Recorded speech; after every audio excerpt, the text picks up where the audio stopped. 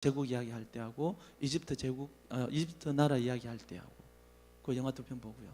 자, 그리고 다른 그 사진 파일을 그냥 쭉 다 넘겨주세요. 다 한번 쭉 넘겨주시고 잠깐만요. 예, 그 넘겨주세요. 예, 지도 잠깐만요. 저기 보면 산프란도시 있잖아요. 저기가 제가 사역하고 있는 도시예요. 저기 전체 필리핀 지도잖아요. 마닐라에서 북쪽으로 한 60km 정도 떨어져 있어요. 제가 있는 도시는 미군 기지가 있었던 그 클락이라는 지역인데, 거기에 보면 경제 특구로 지정되어 있어서 다른 도시들보다 깨끗하고 치안이 잘 되어 있고 교통 통제도 잘 되고 있습니다. 거기에서 제가 살고 있고요. 시는 저 산페란도시, 저기에서 한 20km 정도 떨어져 있어요. 제가 사는 지역에서. 제가 살고 있는 지역은 그 앙길레스 시라는 도시고 그 클락하고 가까워요. 클락하고 가깝고 사역은 저 산페란도시이고요. 그리고 주는 빰빵가 주라는 그 우리 같으면 도청이고 저기는 주청이에요. 빰빵가 주 산페란도시 이렇습니다. 거기에서 하는데 35개 면 소재지가 있다고 보시면 돼요. 한 개 바람가위가 여기 한 개 면 소재지나 업 소재지 정도 돼요. 그런 것이 35개 정도 있고 거기 살고 있는 분들이 한 60만에서 70만 정도 지금 살고 있습니다. 그 중에서 이제 제가 유일하게 시청과 도청 주변에서 12군데 정도 있고 외곽에 한 8군데, 9군데 정도 이렇게 흩어져 있죠. 예, 그렇게 이제 흩어져 있습니다. 그 다음도 좀 넘겨주세요. 쭉 여기를 보시면 제가 제일 먼저 오리엔테이션을 해줘요.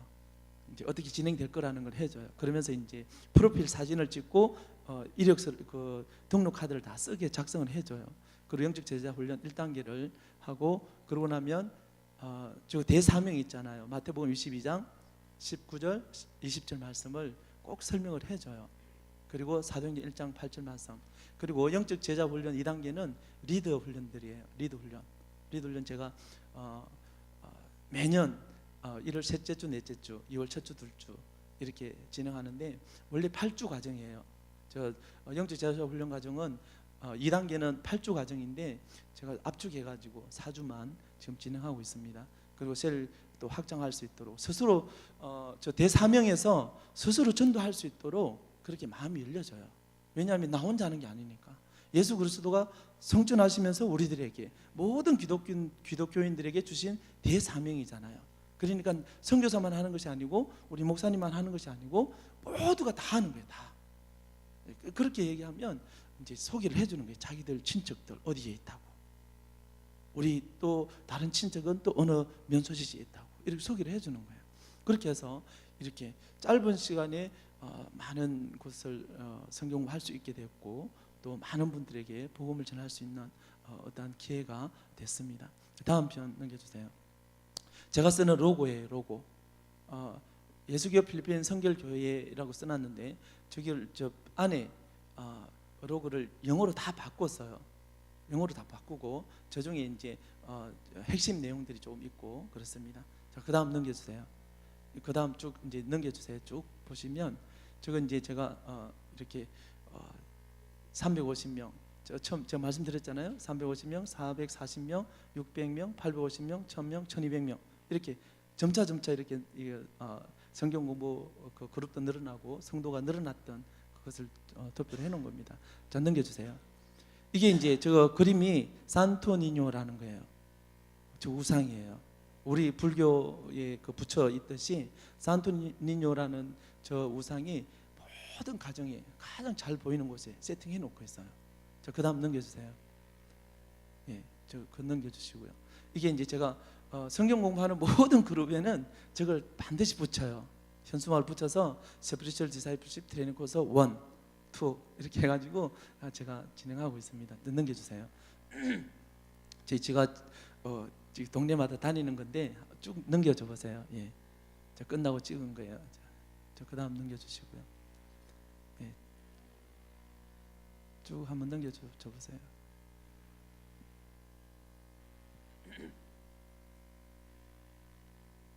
저거는 이제 대사명 있잖아요. 더 그레이트 커미션인데 예수님께서 주신 대사명이에요. 저게 그 중에 핵심이 5가지잖아요.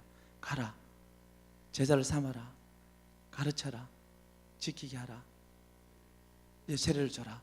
이게 5가지잖아요. 이것을 제가 꼭 이렇게 가르쳐 줍니다. 그 다음 넘겨주세요.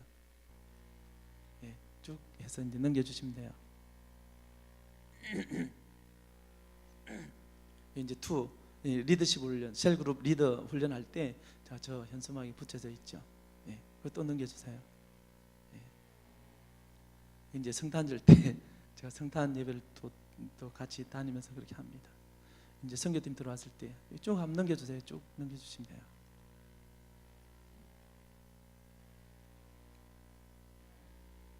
이제 장례 예배 드리는 거예요. 제가 이렇게 주일날 7군데, 8군데 이렇게 하는데 주일날 장례 예배를 드려달라는 거예요.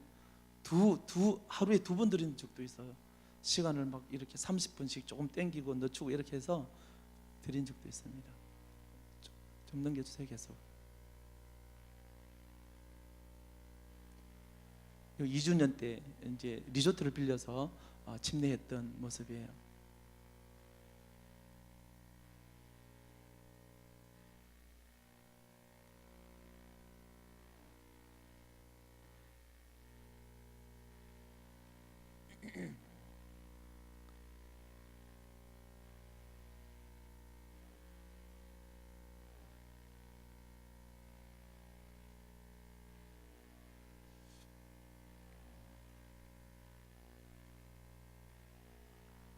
예, 이렇게 해서 이제 끝날 겁니다.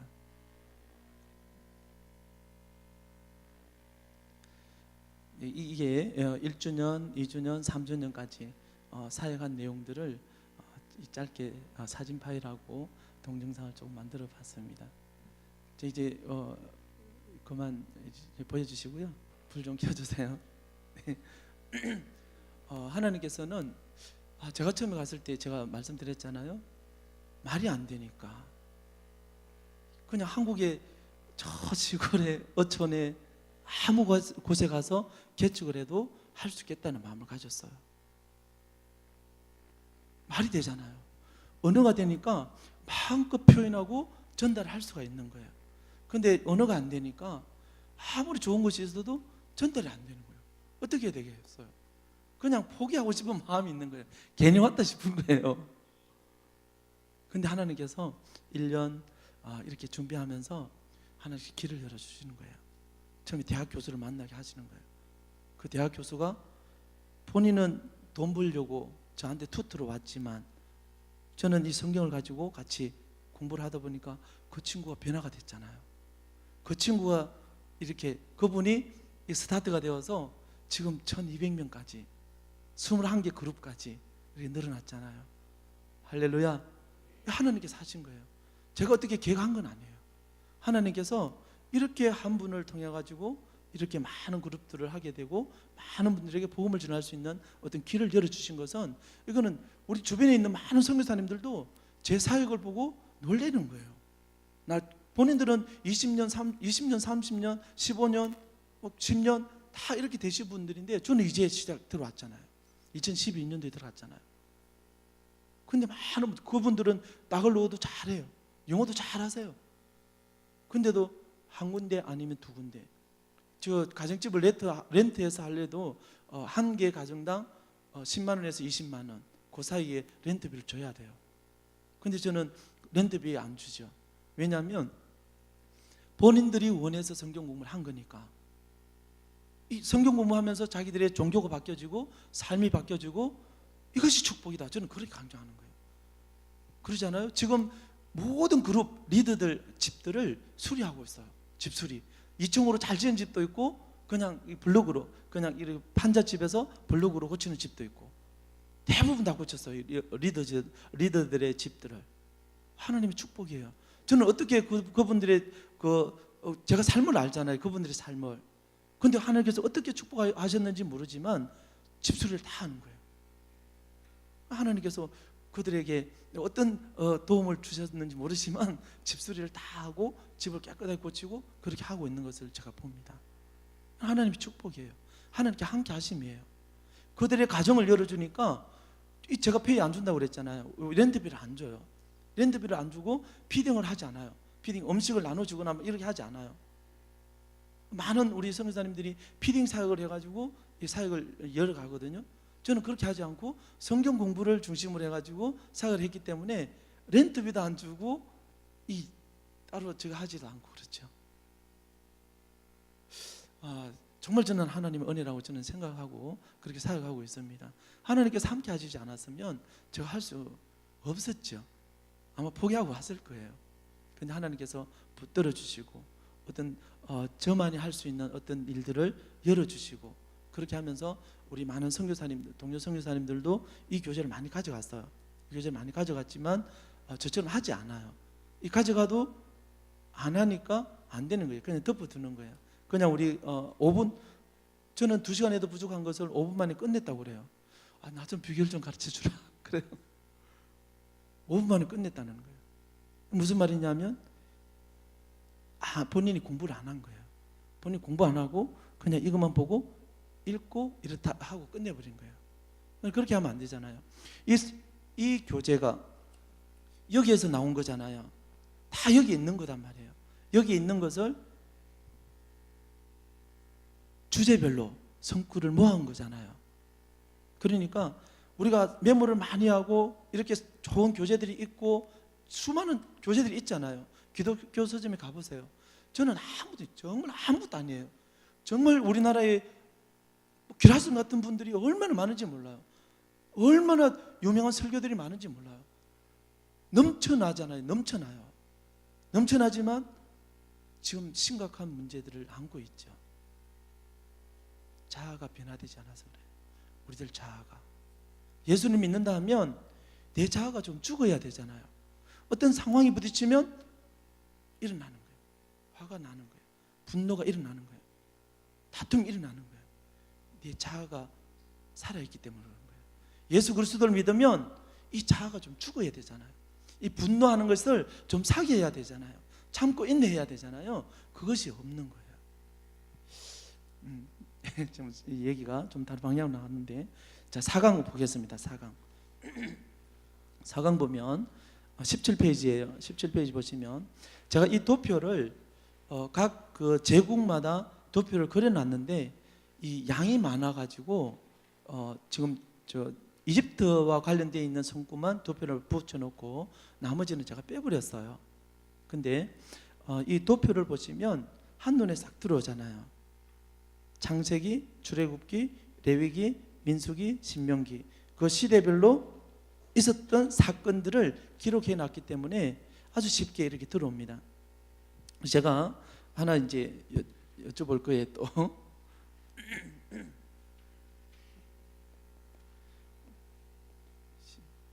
AD 뉴 테스트먼트, 이거는 구약이고 자, 우리 창세기 1장 1절. 잘 안 보이세요? 예. 아유, 죄송합니다. 예. 자, 여기가 구약이에요. 구약. 우리 BC는 아시잖아요. 비포 크라이스트. 예수님 오시기 전, 기원 후에 기원 후. 이거는 신약이에요. 예수님. 항상 저는 도표를 이걸 그려놔요. 로마 제국 이야기할 때도, 각 제국 이야기할 때도, 이스라엘 역사와 이슬람의 역사 이야기할 때도, 기독교와 가톨릭 역사를 이야기할 때도 이 도표를 항상 그려요. 그리고 이 사이에 많은 연도들이 있잖아요. 그 중요한 연도들이 있거든요. 그것을 우리가 알고 있어야 돼요. 그것을 알고 있어야 가톨릭과 우리 본의계인 그 스토리를 좀 차이점을 알 수가 있어요. 자, 먼저 창세기 1장 12장 1절에 3절 보겠습니다. 창세기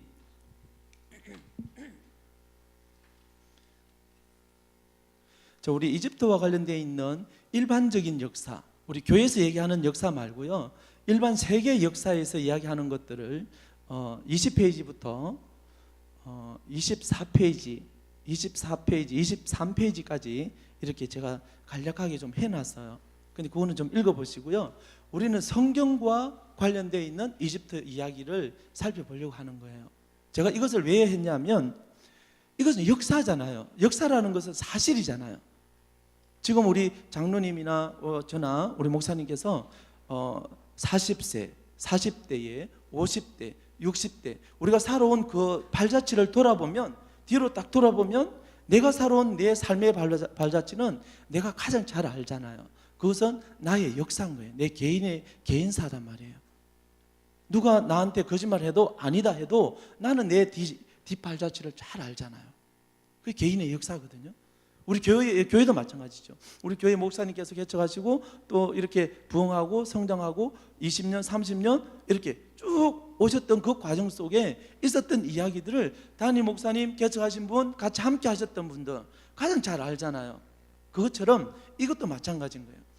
이집트와 아수르와 바벨론과 페르시아와 헬라와 로마 제국이 역사 속에 있었던, 세계 역사 속에 있었던 사실을 알려주기 위해서 제가 이렇게 기록해 놓은 거예요. 왜냐하면 이거 인식이 없으면 이 성경이 거짓일 수 있잖아요. 우리 예수 그리스도만 믿는 사람들만 경전일 수 있잖아요. 그런데 그게 아니잖아요. 이것은 세계 역사를 다루고 있는 책은 아니에요. 세계 역사를 다루고 있는 책은 아니지만 세계 역사를 이야기하고 있는 거예요. 제가 잠깐 말씀드렸잖아요. 여기에 삼일체를 얘기 안 하잖아요. 삼일체 하나님이 없어요. 삼일체 단어라는 게 없어요. 그런데 여기에서는 삼일체를 이야기하잖아요. 그리고 왕들의 이야기가 수없이 많이 나와요. 수없이 많이 나오는데 그 왕들의 이야기는 아니지만 왕들의 이야기를 담고 있는 거예요. 마찬가지로 여기는 세계의 역사를 이야기하고 있지는 않아요. 세계의 역사를 이야기하고 있지는 않지만 하나님께서는 그 세계 역사 속에 아주 중요했던 이스라엘과의 관계 속에서 아주 중요했던 그런 제국과 나라 이야기를 담고 있다는 거예요. 이거 사실이다라는 거예요. 역사적인 사실을 담고 있다는 거예요.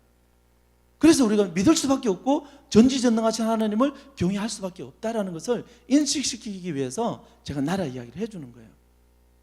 그렇잖아요? 내 개인의 역사는 누가 뭐라 해도, 누가 주변에서 거짓말하고 사기친다 해도 나는 잘 알잖아요. 내 개인의 역사를. 그것처럼 이것도 역사에 오류는 있겠죠. 시대적인 순서는 조금 오류는 있을 거예요. 그 오류는 있다 할지라도 사실이라는 거예요. 역사적인 사실을 담고 있다, 이 말씀이에요. 그래서 제가 이집트 이야기, 아수르 제국 이야기 아주 밀접해요. 이집트는 출애굽하기 전에 이스라엘 백성들과의 아주 밀접한 관계를 갖고 있는 거예요.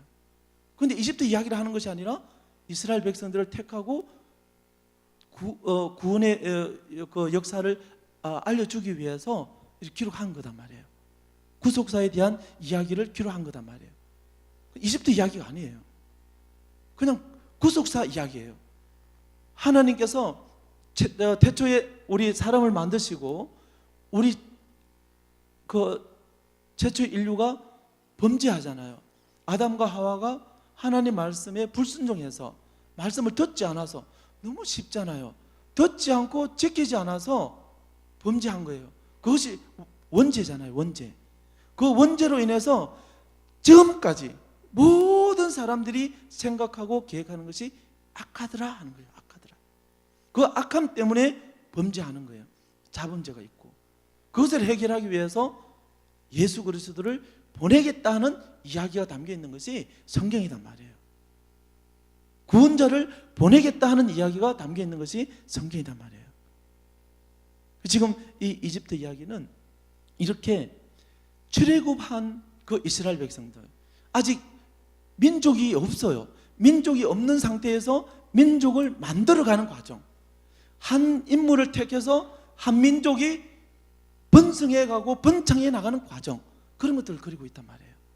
그러면서 탈출시키는 과정을 그리고 있단 말이에요. 그러니까 이집트 이야기를 그냥 빼놓을 수가 없는 거예요. 성경을 보면 구약 전체는 이렇게 5개 나라 이야기로 매듭을 짓고 있는 거예요. 구약 전체가 그래요.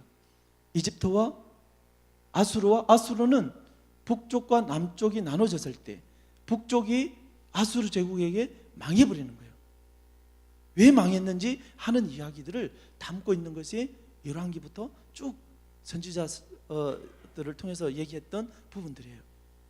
그리고 바벨론 제국은 남쪽 유다와 밀접한 관계가 있는 거예요. 남쪽 유다는 이 바벨론에게 망해버렸잖아요. 바벨론은 지금 이라크예요. 아수르는 지금 이란이에요. 이집트는 지금 그대로 이집트고, 그리고 페르시아는 성경에는 메데 바사로 나오지만 페르시아예요. 페르시아 제국이에요. 그리고 이 페르시아 제국을 멸망시킨 나라가 헬라 제국이에요. 여기에서 이집트와 아수르와 바벨론 제국은 남북으로 나누어져서 망하기 직전까지 이야기를 담고 있어요.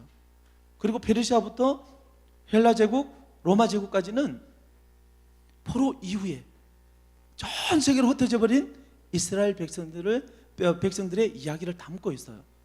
그 속에서 고레스, 페르시아의 왕 고레스를 직접 간섭하시잖아요.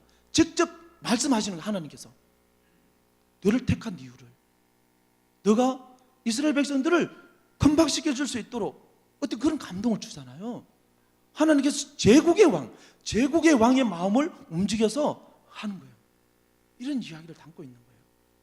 그러니까 여기에는 나라와 제국의 이야기, 왕들의 이야기는 아니지만 그런 이야기를 담고 있다, 이 말씀이에요. 그게 아주 중요한 거예요. 그것을 우리가 이해하면 그냥 이거 쉽잖아요. 5개 나라 이야기 이해되셨잖아요. 그냥 구약이 끝난 거예요. 그리고 신약은 27권 전체는 로마 제국 이야기단 말이에요. 성경이 그렇게 끝나는 거예요.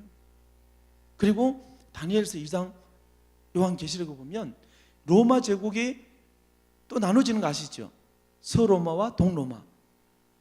서로마가 망하고 난 뒤에 유럽 고대 국가들이 막 일어나요. 막 세워지는 거예요. 그리고 동로마는 비잔틴 터키로부터 망하기 전까지 1500 몇 년도까지 이렇게 비잔틴 제국으로 변상해 나가잖아요. 이런 이야기를 담고 있는 거예요. 그리고 이 유럽 국가, 그리고 지금 이 시대에 일어난 237개국, 250개국 이상 나라 이야기가 예언되어져 있단 말이에요. 그리고 장차 오실 예수님에 대한 예언이 되어 있단 말이에요. 그러니까 여기에는 창세기부터 말라기까지, 마태복음부터 요한계시록까지 전체 이야기를 보면 하나님께서 그 시대마다 그 한 인물들을 택하고 부르시고 그리고 감동을 줘서 하나님의 거룩한 뜻을 이루어갈 수 있도록 하셨다라는 거예요. 그런 것들을 좀 간략하게 좀 살펴보겠습니다. 자, 창세기 제일 첫 페이지 좀 보시고 이해하시면 되겠습니다. 일단 창세기 12장 1절에서 6절까지 좀 먼저 창세기 12장 1절에서 3절까지 먼저 좀 보겠습니다. 자, 같이 읽겠습니다. 시작.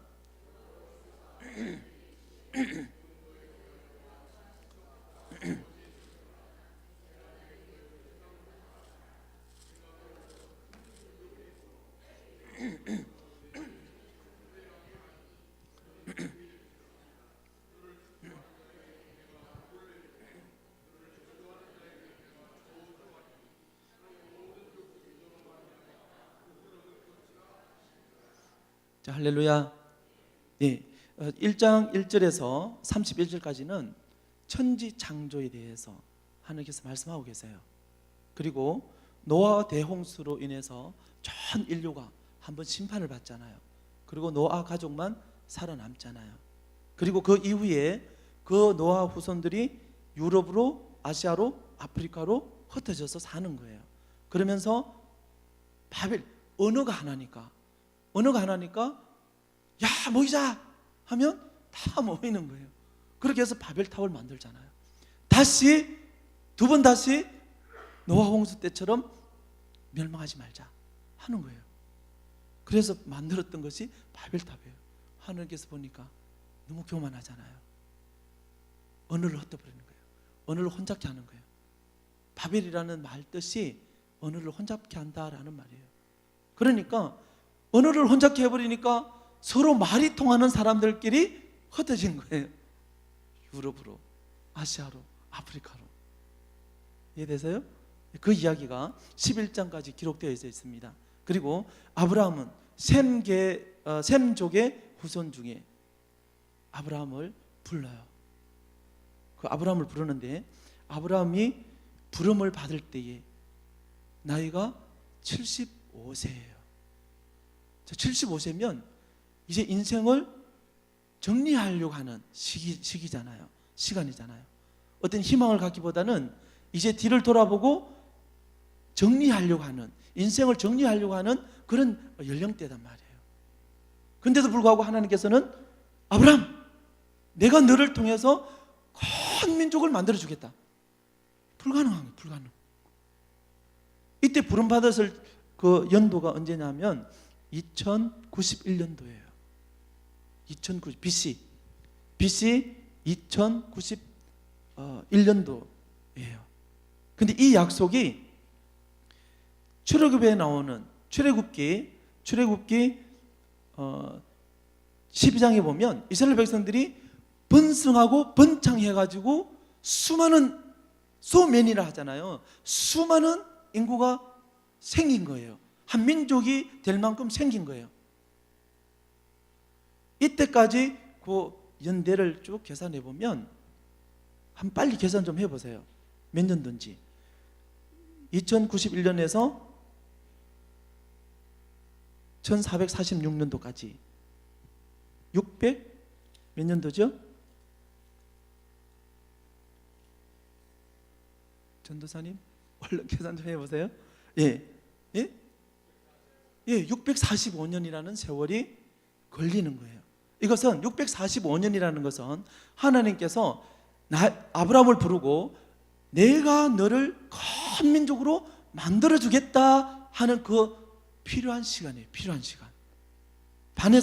그에 반해서 가나안 땅에 있는 7 족속들은 죄가 가득 차가는 시간이에요. 하나님께서 아브라함을 부르시고 내가 너를 통해서 큰 민족을 이루겠다 하는 그 내용은 내가 너를 통해서 큰 민족을 이룰 건데 필요한 시간이 하나님께서 가능하잖아요. 한꺼번에 뚝딱 할 수도 있잖아요. 창조주니까 하실 수도 있는데도 불구하고 하나님께서는 그렇게 하지 않고 한 사람 또 한 사람 또 한 세대 또 한 세대를 거쳐서 만들어 가시는 거예요. 한 민족을 만들어 가시는 거예요. 큰 민족을 만들어 가시는데 그 필요한 시간이 645시간이라는 거예요. 5년이라는 거예요. 그리고 요셉의 가족이 가나안 땅에 들어가는 가족들이 몇 명인지 혹시 기억하시나요? 70명의 야곱의 가족들, 자손들이 아들과 며느리와 손자, 손녀들이 고센 땅에 들어가잖아요. 고센 땅에 들어갈 때 그때 연도가 1876년도예요. 1876년도. 그런데 성경에서는 출애굽에 나오는 그 시간과 이스라엘이 번성하고 번창하는 시간을 430년으로 표현해 놓았어요. 그것은 야곱의 가족이 애굽 땅에 들어가서 출애굽에 나오는 그 시간을 얘기해서 430년이라고 성경에서는 기록하고 있어요. 근데 아브라함 때부터 계산을 하면 645년이 필요했다라는 것을 알 수가 있죠. 이 아주 중요해요, 이게. 왜냐하면 그 과정 속에서 이삭도 출생하고 야곱, 에서도 출생하고 이스마엘도 출생하잖아요. 87세, 아브라함이 87세에 이스마엘을 출생을 해요. 근데 그 이스마엘은 본처인 사라를 통해서 출생하는 것이 아니라 몸종인 하갈을 통해서, 하갈은 이집트 여인이었어요. 그 몸종을 통해서 태어난 자녀이기 때문에 하나님 그 약속의 자녀가 아니다라는 거예요. 그리고 배제가 돼요. 그리고 이삭이 100세 때에 출산하게 되잖아요. 얻게 되잖아요. 사실 우리 인간의 생각으로는 도저히 불가능한 거예요. 할머니가 할머니가 자녀를 90세 되신 할머니가 출산했다고 생각해 보세요. 지금 상상해 보세요. 지금 우리 주변에 있는 할머니, 90세 되신 할머니, 요양병원에 계시는 할머니들 생각해 보세요. 가능해요? 불가능이잖아요. 그런데 하나님께서는 가능한 거예요. 죽은 자도 살리시는 분이잖아요. 가능한 거예요. 그래서 이삭, 야곱, 요셉 때에 야곱의 가족들이 다 이집트로 들어가는 거예요. 그런 이야기가 창세기 전체 내용을 다루고 있어요. 자, 그리고 출애굽기는 모세의 출생부터 모세의 죽음까지 다루고 있어요. 그리고 그 중에는 이제 출애굽기 7장에 보면 10가지 재앙이 나와요. 이 10가지 재앙이 혹시 그 의미를 다 아시나요? 10가지 재앙에 대한 의미. 그 이집트 그 왕국이 이방신으로 숭배했던 그 이방신들의 이름이에요. 그리고 이방신들의 이름이지만 그 이방신들을 하나님께서 심판하는 거예요. 10가지 재앙이 하나님의 심판을 당하는 거예요. 너희들이 믿고 있는 그 우상 덩어리는 아무것도 아니다라는 거예요. 내 앞에 너무나 아무것도 아닌 보잘것없는 그런 존재다라는 것을 알려주고 있는 거예요. 그렇지만 그 이집트 왕이나 이집트 백성들은 절대 신들을 믿는 거예요. 그 분야의 절대 신으로 그렇게 숭배하고 경배했던 자기들의 신들이 재앙을 받잖아요. 저주를 받잖아요. 엉망진창이 되잖아요. 그런 상황에서 출애굽에 나오는 과정을 7장에서 12장까지 다루고 있습니다. 제가 이렇게 말씀드리지만 꼭 찾아보세요. 읽어보셔야 돼요. 네, 이 교재를 이제 우리 셀그룹 리더들 되시는 분들이나 구역장 되시는 분들이나 세가족 담당하시는 분들은 참고로 해서 내가 가지고 있는 것하고 또 우리 성도님들이 가지고 있는 것하고 시너지 효과를 내야 되는 거예요. 시너지 효과를 내어서 더 훌륭한 교재가 나와야 되고 그 새로 오시는 분들을 든든히 세워나가야 되는 거예요. 할렐루야. 예, 그렇게 이해하시면 되겠습니다. 자, 그리고 레위기는 하나님께서 출애굽 나온 이스라엘 백성들에게 주고 있는 하나님의 법에 대해서 다루고 있어요. 자, 법에 대해서 다루는데 아까 우리 많이 찾아봤잖아요. 레위기 18장 말씀에 보면 가나안 땅의 문화와 그 이집트의 문화를 따르지 말아라 하는 거예요. 그 따르지 말아라 하는데 그 행위들을 함으로 인해서 너희들도 똑같이 재앙을 받을까봐, 저주를 받을까봐, 토함을 받을까봐 따르지 말라는 거예요. 그러면서 이제 모세를 통해서 십계명을 주잖아요. 십계명을 주고 그리고 그것을 수용하는 이스라엘 백성들, 그리고 제사장을 위임하고 또 성막을 건축하고 또 여러 가지 절기들이 나오고 하는 것들을 주고 있는 내용으로 이루어져 있는 것이 레위기 말씀이에요. 이 레위기를 읽으려고 하면 많은 분들이 졸음을 이렇게 가져요. 졸리운 거예요. 무슨 말인지 이해가 안 되는 거예요. 그런데 실제로 생각해 보세요. 제사 드리는 장면을 생각해 보세요. 동물을 잡아서 피를 찍어서 제단 앞에 뿌리는 거예요. 이렇게 그런 제사 모습들이 나오잖아요. 실제로 이 모습 속에 들어가 보면 너무나 은혜롭고 좋은 거예요. 너무나 재밌어요. 하나님께서 어떻게 이렇게 아주 상세하고 세밀하게 주고 있는지 몰라요. 이 말씀대로 순종하면 하나님께서 놀라운 축복을 주겠다라는 약속을 줘요. 레위기 26장 1절에서 13절까지예요. 거기에 보면 잠깐 볼까요? 하나님의 축복이에요. 하나님 말씀을 따르고 순종할 때 우리에게 주는 놀라운 축복의 말씀이에요. 이 축복을 저와 우리 사랑하는 성도님들의 삶 속에, 그 직장과 사업 속에 넉넉하고 풍성하게 이루어지기를 소원합니다. 네, 레위기 26장 말씀이에요. 16장 1절에서 13절 말씀인데 좀 기니까 3절부터 9절까지만, 10절까지만 같이 읽겠습니다. 시작. 규례와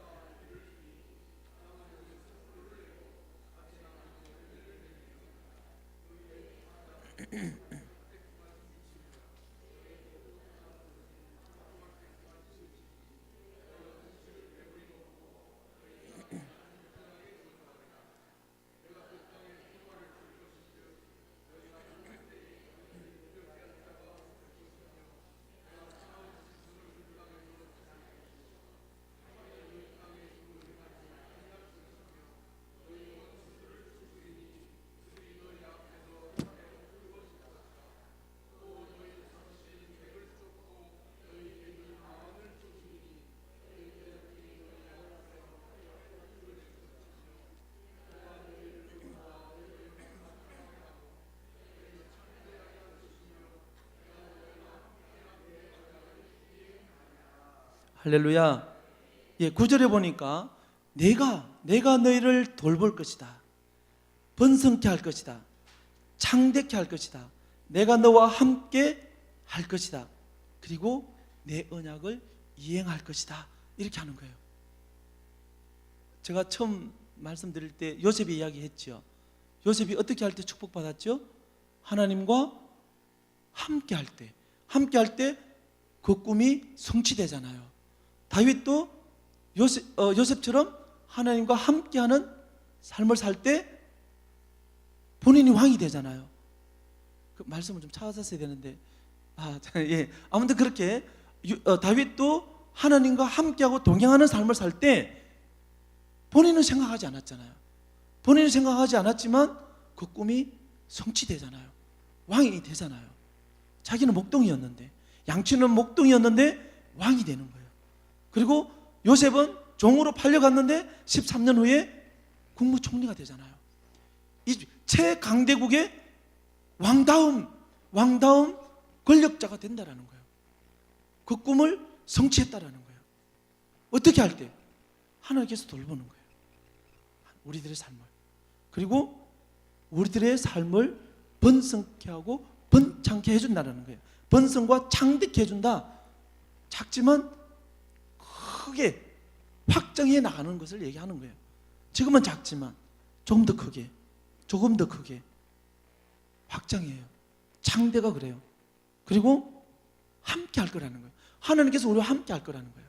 어떻게 할 때? 하나님 말씀을 따르고 지키고 순종할 때. 하나님을 따르지 않으면, 지키지 않으면, 행하지 않으면 사울처럼 버림을 받잖아요. 사울은 회개하지 않고 돌이키지 않으니까 버림을 받는 거예요. 하나님께서는 죽을 자가 죽는 것도 죽지 않는다고 그랬잖아요. 에스겔서 18장 32절에 보니까 범죄에서 당연히 죽어야 되는데, 심판을 받아야 되는데 하나님께서는 그것조차도 원하지 않는다라는 거예요. 무엇을 원한다고요?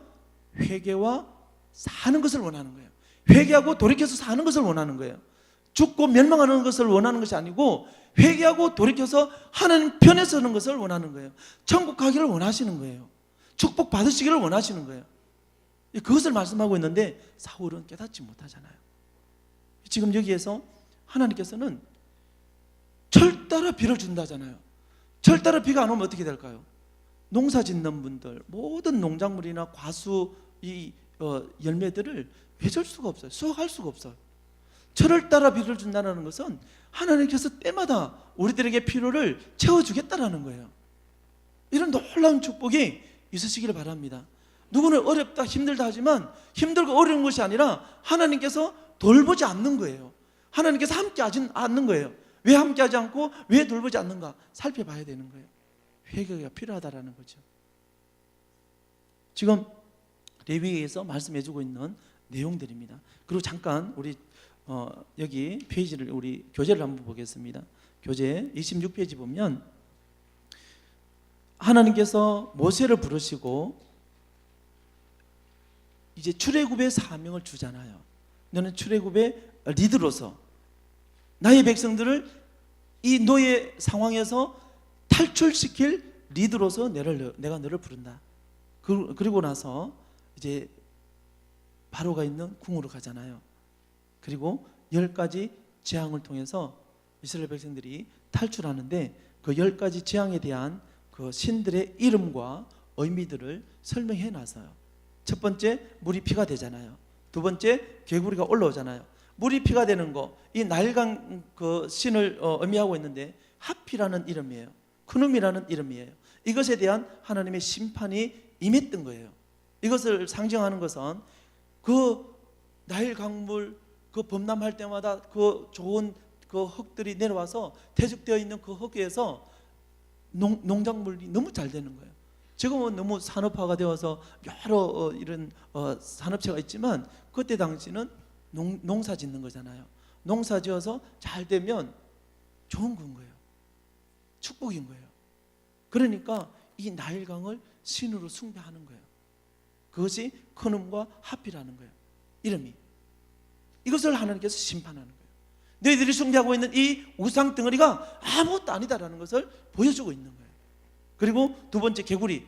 이건 헥트라는 거예요. 헥트라는 그 이름인데 이 개구리 형상을 가지고 있는 거예요. 여신의 이름이에요. 여신. 여자 신의 이름이에요. 퀸 오브 헤븐이라고 그러는 거예요. 이것도 많은 자녀를 출산하는 다산을 상징하고 있어요. 그러니까 자녀가 없는 분들이나 좀 더 자녀를 많이 출산하고 싶은 분들은 숭배 안 하겠어요? 숭배하는 거예요. 지금 가톨릭 신자, 우리 필리핀어들 보면 가톨릭에 우리 어른만한 우상이 교회 들어가는 입구에 있어요. 그리고 들어가면 들어갈 때 있잖아요. 발가락이 이렇게 찍어서 기도하고 들어가요. 그런다니까요.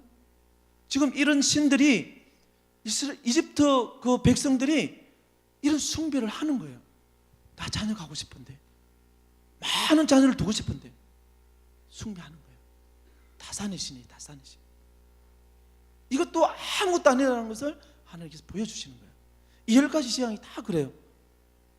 그리고 마지막 세 번째, 티끌이가 되거나 파리가 가득하거나 악독이 생기거나 독종이 발하거나 우박이 내리거나 메뚜기가 뛰어올라오거나 흑암이 있거나, 그리고 장자 모든 동식물의 사람까지 그 첫 번째 태생은 다 죽임을 당하잖아요. 그것은 이 이집트에서 숭배했던 오시리스, 이건 태양신이에요. 태양 숭배. 모든 신들 중에 최고의 신이 태양신인 거예요. 그 오시리스와 아누비스가 있고, 그리고 태양신인 아문라가 있고, 이 아문라가 흑암을 지배하거나 또 뭐 이렇게 저기 하는데, 아무튼 이 태양과 이 오시리스를 이제 숭배하는 그런 신앙을 가지고 있었다라는 거예요. 이런 것도 하나님께서는 아무것도 아니다는 것을 보여주고 있는 거예요. 그래서 이 이집트는 창세기 12장 1절에서 3절까지 75세 되신 할아버지를 불러서 내가 너를 큰 민족으로 만들어 주겠다 하는데, 지금 혼자잖아요. 혼자 불렀잖아요. 그리고 87세에 이스마엘이 출생하지만 그는 내가 약속한 자녀가 아니라는 거예요. 하나님께서 약속한 자녀가 아니라는 거예요. 그리고 이삭을 주시잖아요. 100세 때 주는 거예요. 한 명밖에 없는 거예요. 그리고 얼마 있다가 돌아가시잖아요. 돌아가셔요. 물론 이제 후처를 또 얻어요. 사라가 죽고 난 뒤에 후처를 얻어서 자녀를 출산해요. 그분들이 이제 이슬람권의 아랍권의 시조들이 돼요. 또 아무튼 그렇게 이삭을 100세 때에 얻고, 그 이삭이 에서와 야곱을 출산하는 거예요.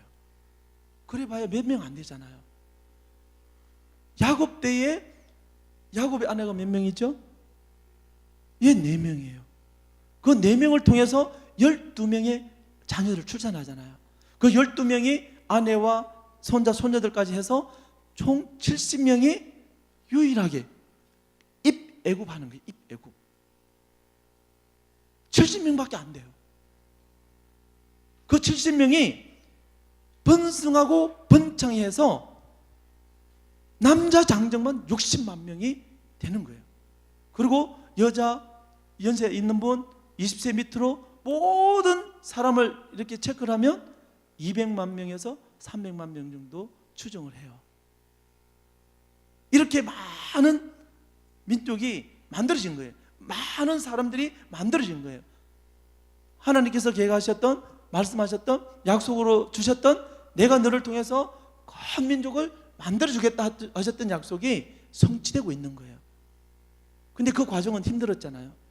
아브라함은 내 아내가 누이라 하잖아요. 그러면서 바로 왕이 어떻게 해요? 취하려고 하잖아요. 그러면 그때 실수로 인해서 사라가 바로 왕의 아내가 됐다고 하면 이 구속사가 어떻게 됐을까요? 아마 많이 흩어졌을 거예요. 하나님께서 약속하셨던 이 약속이 흩어졌을 거란 말이에요. 그런데 하나님께서는 신실하게 바로 왕에게 간섭하잖아요. 하나님께서 이런 분이세요. 왕의 마음을 감동시키고 왕을 직접 만들어주시기도 하시고 하나님의 메시지를 전해주시기도 하시는 거예요. 아주 밀접하게 이집트의 왕과 관련되어 있는 이야기들을 담고 있어요.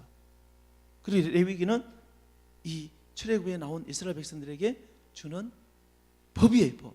한 나라의 가장 기본적인 구성 요소가 뭐죠? 영토가 있어야 되잖아요.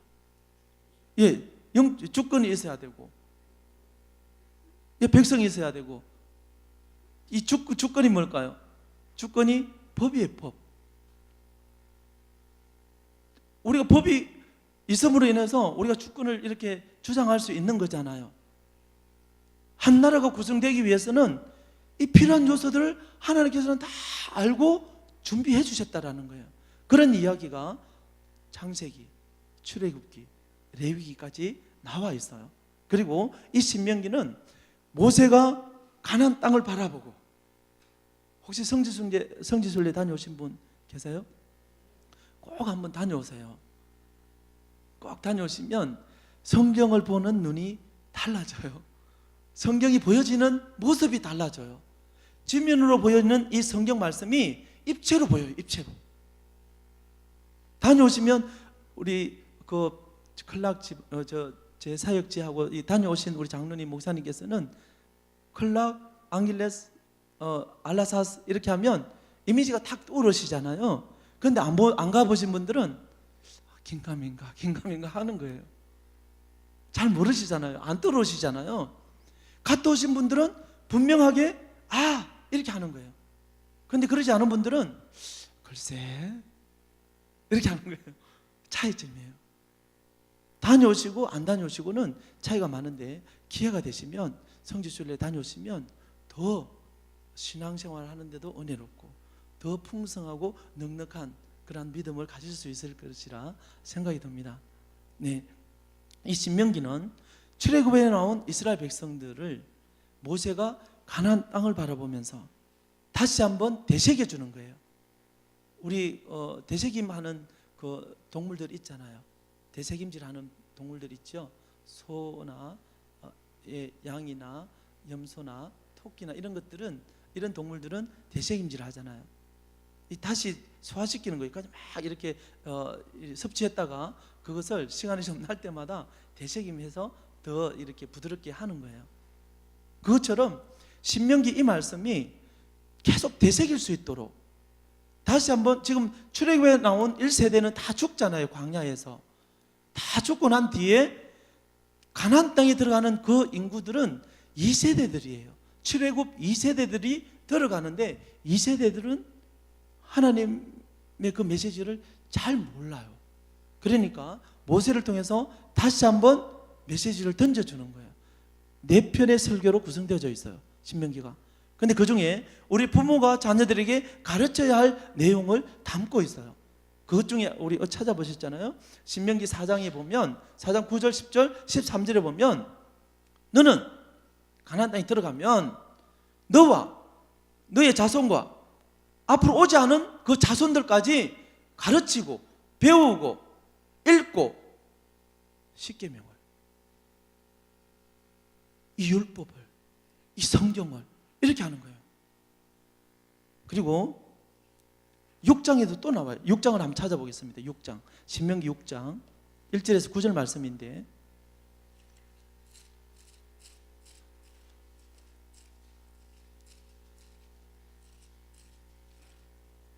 신명기 6장 1절에서 9절까지 말씀입니다. 이것은 사랑하라는 거죠. 너의 하나님을 사랑하라는 거예요.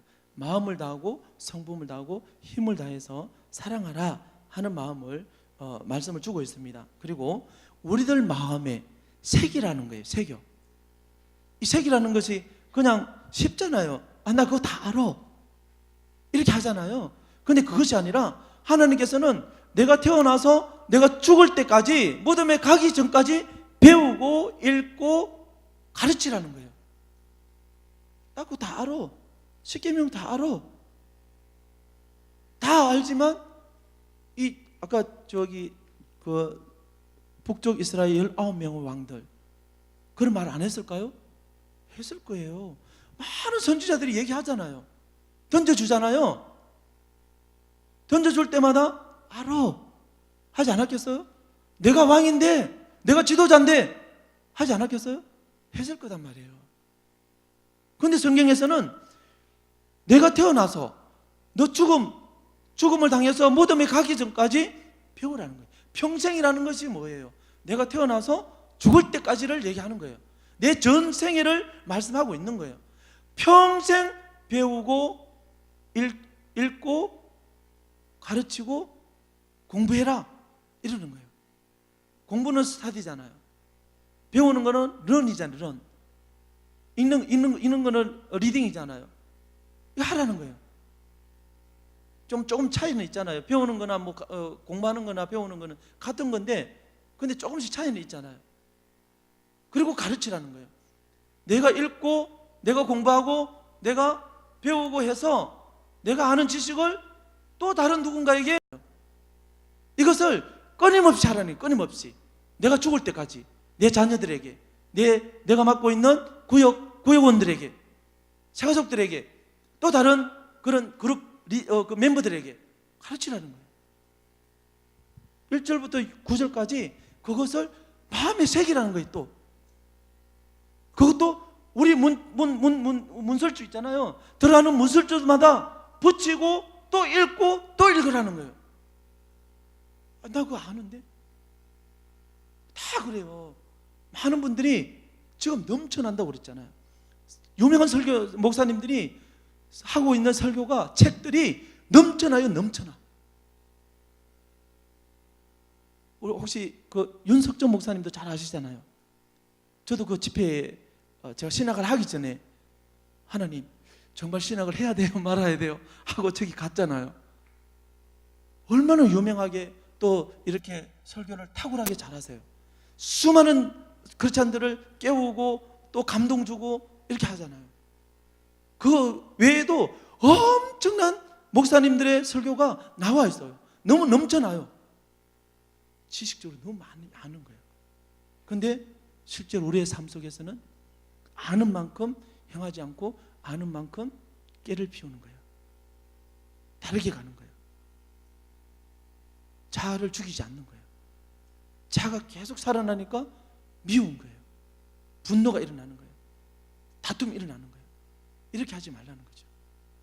여기 보니까 2절에 보니까 너와 내 아들과 내 손자들 평생에 내 하나님 여호와를 경외하며 라는 거예요. 그런데 이스라엘 백성들은 그렇게 하지 못한 거예요. 출애굽에 나온 이스라엘 백성들도 그 광야에서 이집트 땅에 살면서 우상숭배, 이 지금 10가지 재앙, 이 외에도 10가지 재앙에 있는 이 우상들 말고도 많은 우상들이 있어요. 지금 이거 금송아지가 없잖아요. 여기는 10가지 재앙 중에 금송아지 신이 없잖아요. 그런데 출애굽에 나온 이스라엘 백성들은 어떻게 해요? 금송아지를 만들어서 경배하잖아요. 이것이 출애굽에 시킨 너희 하나님 여호와다 하나잖아요. 출애굽 32장이 나오잖아요. 출애굽에 나온 그 이스라엘 백성들이 노예로 살면서 그 주인들이 이방 신을 숭배했던 그 모습들을 수없이 보는 거예요. 그 뒤치다거리를 누가 해요? 이스라엘 백성들이 한 거예요. 우상 숭배하는데 다 해야 되잖아요. 주인이 제물을 바치고 이방 신한테 이거 경배하려고 하는데, 제사 지내려고 하는데 저 준비를 누가 다 해야 돼요? 주인이 안 하잖아요. 노예가 해야 되지. 이스라엘 백성들은 노예로 살면서 그 뒤치다거를 다 한 거예요. 그러면서 뭘 봐요? 그들이 하는 행위들을 보는 거예요. 그래서 출애굽 나오자마자 모세가 시내산 올라가서 안 내려오니까 도저히 죽은지 살은지 모르겠다고 금송아지를 만들잖아요. 가지고 나온 모든 그 무치를 녹여서 금송아지를 만들어요. 그리고 이것이 우리들을 출애굽해 나오는데 이끌어오신 하나님이다, 이렇게 하는 거예요. 그러면서 춤추고 같이 참 어리석은 모습이 있잖아요. 그뿐만이 아니라 가나안 땅에 들어가서도 끊임없이 범죄하는 거예요. 이제 내일 이제 아수르 제국 얘기할 때 그거 조금 다룰 거예요. 그건 찾아봐야 돼요. 우상 숭배하고 멸망하는 것을 찾아봐야 돼요. 왜냐하면 그것을 찾아보고 나는 어떻게, 내 직장과 내 삶은 어떻게, 내 사업체는 어떻게, 나라도 망해버렸어요. 나라도, 한 국가도 민족도 망해버렸단 말이에요. BC 722년도 북쪽 이스라엘, 북쪽 이스라엘이 이때 망했단 말이에요. 그리고 1948년 5월 14일까지 2645년 정도가 70년 정도가 나라 없이 망해버린 거예요. 왜 망했을까요? 왜 망했을까요? 이것을 발견해야 되는 거예요. 왜 망했을까? 하나님께서는 내 말을 지키고 순종하면 번성하고 번창하고 5이 100을 쫓고 100이 만을 쫓고 내가 너를 돌볼 것이고 너와 함께 할 것이고 창대케 할 것이고 번성케 할 것이라는 놀라운 축복을 주고 있음에도 불구하고 왜 망해버렸을까요?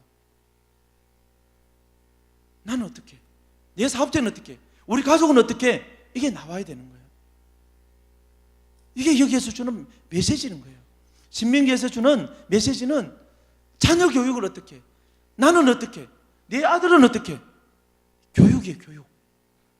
하나님에 대한 교육이에요. 성경에 대한 교육이에요. 배우고 익히라는 거예요.